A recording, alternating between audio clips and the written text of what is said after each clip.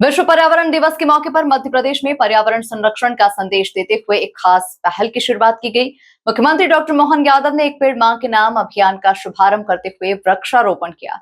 इस दौरान उन्होंने जहां पर्यावरण और भारतीय संस्कृति का संबंध बताया, वहीं प्रधानमंत्री नरेंद्र मोदी के 12 साल के कार्यकाल को लेकर भी बड़ा बयान दिया। देखिए खास रिपोर्ट। एक पेड़ मां के नाम अभियान का शुभारंभ।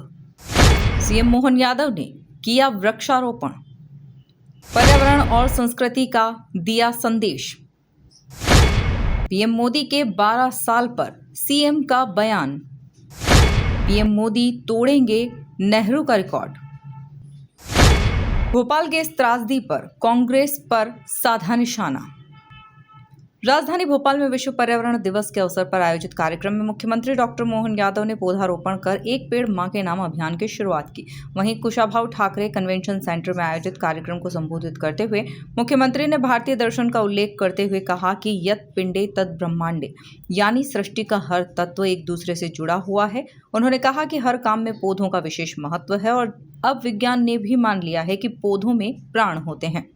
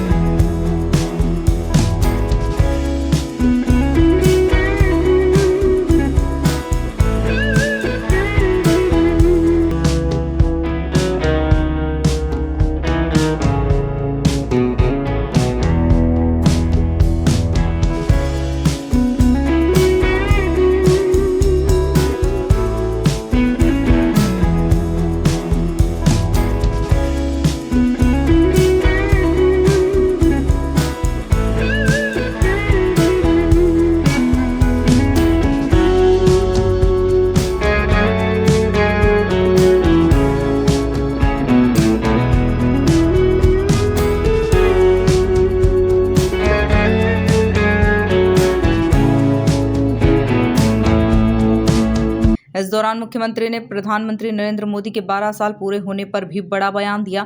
उन्होंने कहा कि आजादी के बाद नरेंद्र मोदी ऐसे पहले प्रधानमंत्री हैं जो लगातार और सफलतापूर्वक देश का नेतृत्व कर रहे हैं और वे जल्द ही जवाहरलाल नेहरू के कार्यकाल का रिकॉर्ड भी पार कर। विश्व पर्यावरण दिवस और एक साथ एक और महत्व का कार्यक्रम आज से प्रारंभ हो रहा है। हमारे लिए सौभाग्य की बात है, यशस्वी प्रधानमंत्री श्रीमान नरेंद्र मोदी जी के सफलतम 12 वर्ष पूरे होकर के 13वें वर्ष में प्रवेश करने का भी ये सुअवसर है। और जैसा कि हम सब जानते हैं, इस पूरे आयोजन के पीछे माननीय प्रधानमंत्री जी की कार्यशैली, काम करने का तरीका, प्रकृति के प्रति उनकी प्रतिबद्धता, यहाँ तो इस पूरी चीजों को लेकर के भारत की जीवन शैली बहुत आदिकाल से इन सारी बातों को लेकर चलती रही, इसलिए उसके मामले में कोई प्रश्न नहीं हो सकता है। और इसी नाते से हम कदम कदम पे देखते हैं, रात के समय पौधों की पत्ती तोड़ने भी परिवार वाले मना करते कि पौधों को सोने का समय हो गया, अभी इनको हाथ नहीं लगाना है। हमारे लिए वैसे तो कई बार अलग अलग प्रकार की बातों से कहा गया है, लेकिन ये बात सही है कि 10 पुत्रों के बराबर एक पेड़ माना गया है। ये हमारे लिए तो कुएं, बावड़ी, नदी, तालाब, अच्छा जीवन में कोई यश प्राप्त जिस शासनकर्ता ने किया है, तो वो अपने जीवन के ऐसे उत्कृष्ट उदाहरणों में पर्यावरण के प्रति, जल संरक्षण के प्रति ऐसे कई प्रकार के उदाहरण से अपनी एक बावड़ी बना करके कोई परिवार के बड़े जब जाते थे तो एक जनता के लिए, सामान्य जनता के लिए क्या कर सकते हैं। और जल की उपलब्धि और जल के आधार पर उसके बारे में पवित्रता का भाव भी, लेकिन काल के प्रवाह में आधुनिक संसाधनों के बलबूते पर, नए प्रकार के उपभोग की संस्कृति के आधार पर कई प्रकार की चुनौतियां भी मिली। अब उन सब पे विस्तार से बात न करते हुए पर्यावरण दिवस पे माननीय प्रधानमंत्री का ये जो वर्तमान का शासनकाल है, इसकी भी बात कर लें। मुझे इस बात का गर्व है, आधुनिक समय के साथ आजादी के बाद के वो एकमात्र ऐसे प्रधानमंत्री हैं जिनने निर्वाचन के बाद सफलतापूर्वक सर्वाधिक समय निकालने वाले प्रधानमंत्री के नाते से उनका एक नया रिकॉर्ड बन रहा है, जिनने पंडित जवाहरलाल नेहरू के उस रिकॉर्ड को भी तोड़ने के वो नजदीक पहुंच गए। 4 दिन बाद वो रिकॉर्ड टूट जाएगा जब वो अपने सतत प्रधानमंत्री निर्वाचन, आप मान के चलो कि 47 से लेके जब तक संविधान लागू नहीं हुआ और उसके माध्यम से चुनाव नहीं हुए तब तक का निर्वाचन वो मनोनीत प्रकार का था। लेकिन विधिवत निर्वाचन की अगर श्रेणी में देखें तो ये उनसे पूर्ववर्ती काल के 2 प्रधानमंत्रियों का समय माना जाता है, एक इंदिरा गांधी का और एक जवाहरलाल नेहरू जी का। लेकिन दोनों के कार्यकाल में जैसे निर्वाचन के बाद का टाइम पीरियड अगर 1964 तक का देखें तो उसमें प्रधानमंत्री जी आगे निकलेंगे। इसी प्रकार से निर्वाचन की श्रेणी में इंदिरा गांधी जी का टेन्योर बीच में गैप होता है, वो नहीं है, लेकिन ये लगातार है। और प्रधानमंत्री और मुख्यमंत्री दोनों का जोड़ दो तो 9000 दिन का रिकॉर्ड तो असंभव है पूरे देश, तो क्या दुनिया में भी कोई ऐसा उनके समान का कोई व्यक्तित्व नहीं जिनने सफलता के साथ अपने इस प्रकार के संसदीय जीवन की एक नई प्रकार की पारी खेली।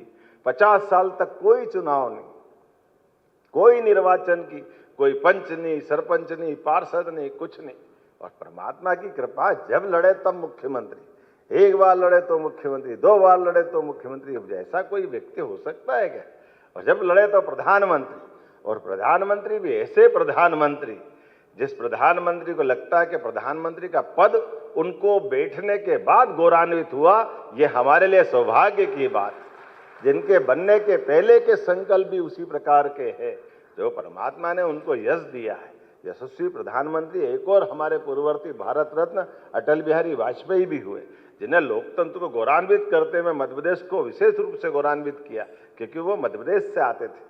लेकिन 24 दलों के साथ लेकर के भी सत्ता के संचालन की व्यवस्था में वो अपने उत्कृष्ट शासनकाल के कारण जाने जाते हैं। परमाणु बम की तमाम प्रकार की चुनौतियों के बीच देश की इस वर्तमान परिस्थिति में इतने दलों को जोड़ने के बाद भी उनकी नीति, प्रधानमंत्री सड़क, ऐसे कई कारण से अटल बिहारी वाजपेयी जी को भी हम बहुत सम्मान के साथ देखते हैं। लेकिन नरेंद्र मोदी जी का आज का दौर, जब एक तरह से कई प्रकार के दलों के बिना, गठबंधन की सरकार के बिना 30 साल तक हर एक कोई व्यक्ति गठबंधन के कारण से सत्ता के संचालन में कितनी कठिनाई होती, लेकिन देश का इतना बड़ा पद का ऊपर बैठे हुए व्यक्ति को हमने सब ने देखा कितने प्रकार की चुनौती होती, लेकिन ये एकमात्र प्रधानमंत्री हैं।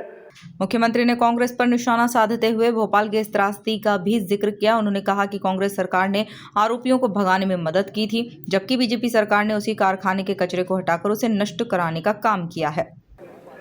आइए दिलीप जी, विश्व पर्यावरण दिवस की प्रदेशवासियों को, देशवासियों को मेरी अपनी ओर से बधाई।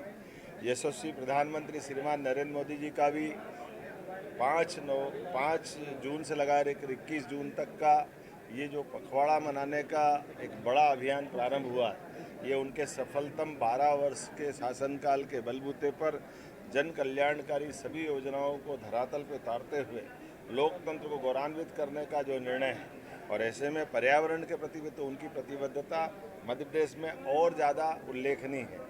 हम सबको मालूम है कि चीता प्रोजेक्ट की शुरुआत भी अगर शुरुआत करने में माननीय प्रधानमंत्री का आशीर्वाद सफल हुआ है, उसके बलबूते पर उस समय के छोड़े गए चीते धीरे धीरे करके विश्व के सामने एक आदर्श रूप में एक तरह से एशिया महाद्वीप पर पुनर्बसाहट का एक उत्कृष्ट उदाहरण बनकर के निकल के आए।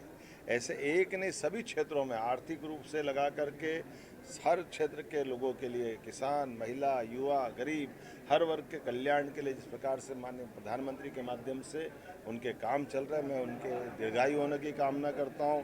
सफलता शासन के 12 वर्ष पूरे करते हुए आगामी शासनकाल के सहित 2029 में वो पुनः अपनी इसी प्रकार की सत्ता संचालन की सुविधाओं के साथ देश की सेवा करते रहे, ये मैं कामना करता हूँ। बाबा महाकाल निश्चित रूप से उनको सफल करेंगे और भारत के लिए सौभाग्य की बात होगी, उनके माध्यम से हमारी सरकार भी यूनियन कार्बाइड जैसे एक बहुत 40 साल पुराना एक कठिन और कई प्रकार का काला प्रश्न भोपाल और मध्य प्रदेश की सरकार के लिए था, जब पर्यावरण को चुनौती देते हुए एक कारखाने को संचालन करने दिया गया। संचालन करने के बाद हुए परिणाम के बलबूते हजारों लोग मारे गए, लेकिन उस काल में न तो कारखाने वाले को न कारखाने से जवाबदार लोगों को कोई दंडित किया गया। हजारों लोग काल कवलित हो गए, कई लोग अपाहिज हुए, कई प्रकार के कष्ट लोग सहन करते हुए गैस पीड़ितों के नाम से जाने गए। हमारी सरकार ने उस मुद्दे को गंभीरता से लेते हुए यूनियन कार्बाइड स्थल को स्मारक के साथ कई प्रकार से भोपाल के विकास में उसका योगदान देने के साथ उस काल के उस कचरे को जलाने का माननीय न्यायालय के निर्णय का पालन करने का भी एक उत्कृष्ट कार्य किया, जो सरकार के सुशासन के सिद्धांतों में हमारी पर्यावरण के प्रति प्रतिबद्धता भी आती है। काल के उस गलती के कारण से भविष्य में ऐसी गलती न हो, इसके प्रबंधन भी हम कर रहे हैं, लेकिन हमारी वन्य संपदा, जैव संपदा, खनिज संपदा और पर्यावरण हितैषी नीतियों के कारण से देश भर में मध्य प्रदेश की एक अलग पहचान बन रही है। हमारा पर्यटन का क्षेत्र लोगों को रोजगार दिलाने में काम कर रहा है और ऐसे कई कामों को लेकर के मध्य प्रदेश सरकार इस समूचे पखवाड़े को भी मना रही है। लेकिन आज तो पर्यावरण दिवस है, मेरी अपनी ओर से पर्यावरण प्रेमियों को, प्रकृति प्रेमियों को, सभी को बहुत बहुत बधाई। विश्व पर्यावरण दिवस पर एक पेड़ मां के नाम अभियान के जरिए जहां पर्यावरण संरक्षण का संदेश दिया गया, वहीं सियासी बयानबाजी भी तेज नजर आई। Bureau report, MP news, Bhopal.